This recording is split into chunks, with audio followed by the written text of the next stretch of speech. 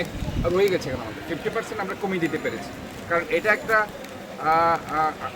মানে সময়ের ব্যাপার। কারণ আপনারা জানেন যে আমাদের যে 57টা খাল আছে, 57টা খালের মধ্যে সিটি কর্পোরেশন একটা মাত্র খাল, আমরা 12 খালটা করছি, আরও 20টা খাল বাকি রয়ে গেছে।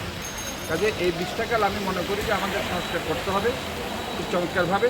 পাশাপাশি সিডিএর যে 34টা খাল আছে, 36টা খাল, ওই 36টা খালের মধ্যে তারা 22টা খাল করেছে, আরও 14টা খাল বাকি রয়েছে।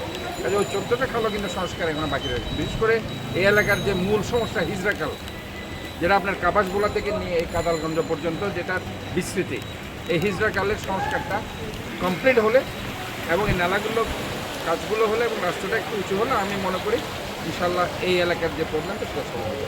কারণ আমি আমার দৃষ্টিতে এটা বুঝতে পারছি, তো বর্ষাকাল শেষ হলে আমরা রাস্তাটার কাজ ধরবো আর নালার কাজটা আমাদের চলতে থাকবে। আমি এখন দেখে গেছি নালার কাজ আমরা চালাবো, আর খালের কাজটা চট্টগ্রাম উন্নয়ন কর্তৃপক্ষ কাজ চলছে, চলমান আছে, এবং আশা করছি সেটা আমরা একটা দৃশ্যমান রেজাল্ট আমরা পাবো। তবে এটা আমি আশা করতে পারি যে আগে যে বদরহাট, মুরাদপুর, বিশেষ করে মির্জাপুর এলাকা এবং মুরাদপুর এলাকাতে যেখানে পানি উঠতো, আমরা ওই যে নালার উপরে আমাদের যে মার্কেটগুলো ভেঙে করেছিল আগে যারা ছিল দায়িত্বে, এগুলো ভেঙে দেওয়ার পর থেকে ওই সাইডে আমরা জলজটটা কিছুটা আমরা মিনিমাইজ করতে পেরেছি অনেকাংশে।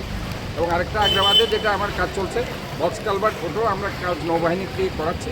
ওই বক্স কালভার্টের কাজও যদি সম্পূর্ণ হয় আগ্রাবাদের যে প্রবলেম সেটা ইনশাল্লাহ অনেকাংশে সলভ হয়ে যাবে বলে আমি আশা করছি। ধন্যবাদ।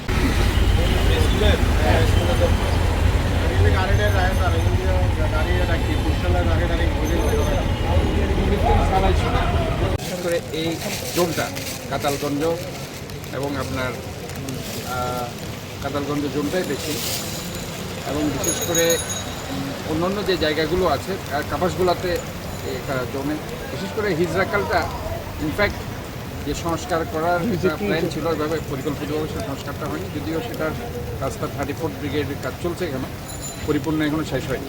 তো হিজরাকালটা কমপ্লিটলি যদি হয়ে যায় তার একটা রেজাল্ট আমরা দেখতে পাবো। তারপরে আমরা দেখতে পাচ্ছি এখানে আমি পুরাটা পর্যবেক্ষণ করলাম সকাল থেকে, এখানে